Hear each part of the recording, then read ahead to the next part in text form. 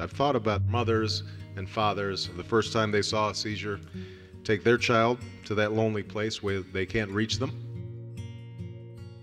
I've thought about the pain and helplessness that goes along with watching a child you love, a child whose happiness you live for, struggle with a disease that mom and dad can't fix. A disease that doesn't necessarily go away with the doctor's medicine, that isn't funded and recognized like a lot of other diseases. 2.5 million Americans suffer from epilepsy. Epilepsy affects more Americans than Parkinson's, multiple sclerosis, muscular dystrophy, and cerebral palsy combined.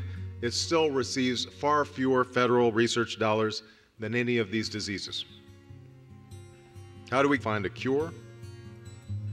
How do we get there when too many policymakers and too much of the public still think that epilepsy is an inconvenience rather than a serious and possibly deadly disease?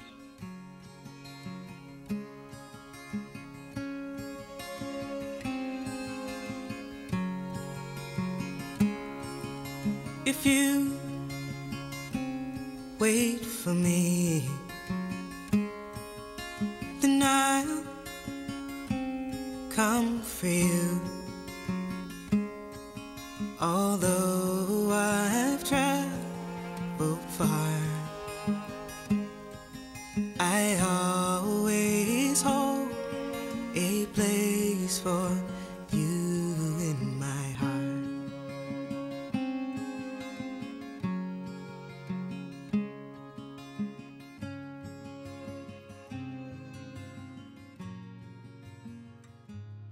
See, yep, she's having a little one right now.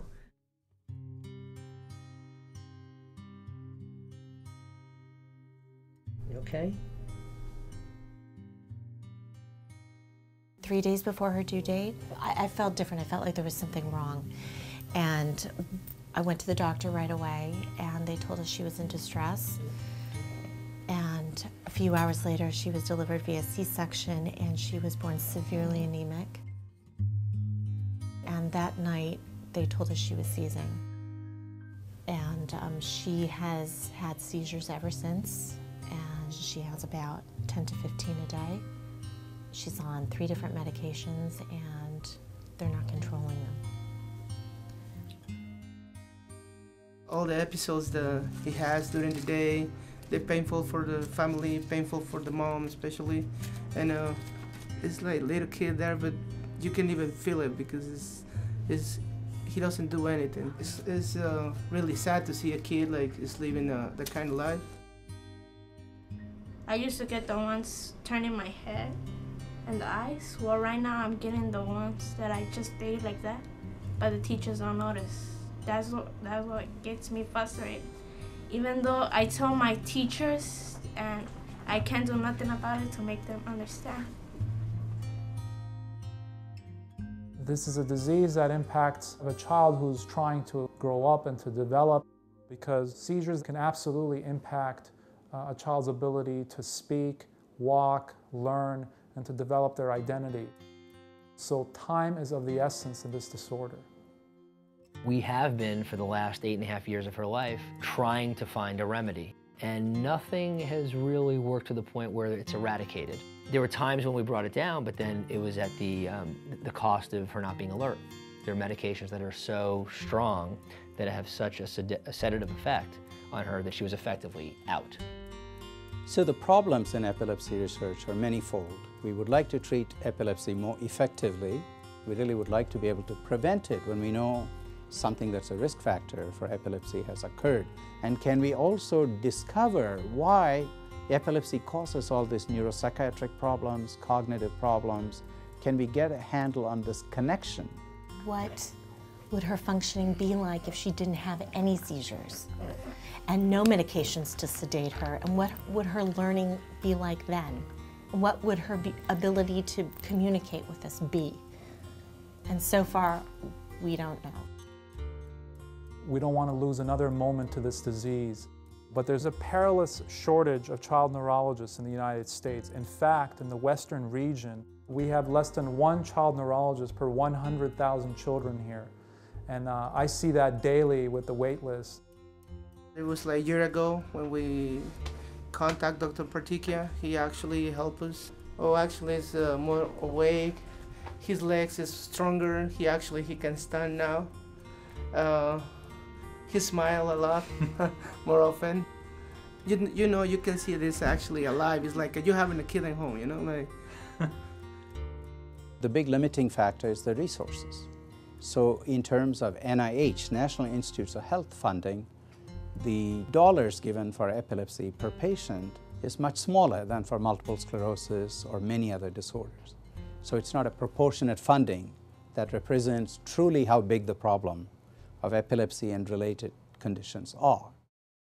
I am personally indebted to the Epilepsy Foundation because they made it very easy for me at a young stage in my career to choose the path to serve the underserved. But there's only one of me here, and there absolutely needs to be more. The foundation's support was critical because we were able to bring Dr. Sean Hussain to train in pediatric neurology and then specialize in epilepsy. And this is what we want to do. This is what training and research is all about. These are people who hopefully would meet Chloe when she was a newborn and have an impact on where she would have been today. What are all these children, all these people, all these families going to do if there's no funding? What are we going to do if there's not enough research? If there's not enough pediatric neurologists? Enough medications, more changes, better. We can't just be okay with what we have now, because even one seizure a day is too many. So right now I get him often at night. I can't control him. We're going to get control, whether it's through medication, diet, other things. I promise you. If you wait for me, then I'll come for you. Although I've traveled far, I always hold a place for you in my heart.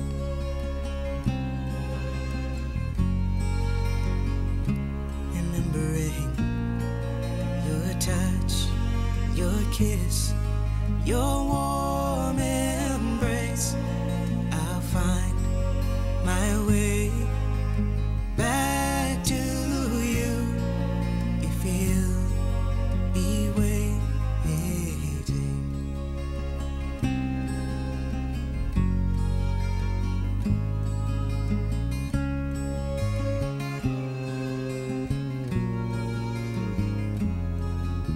If you dream of me like I dream of you, in a place that's warm and dark, in a place where I can feel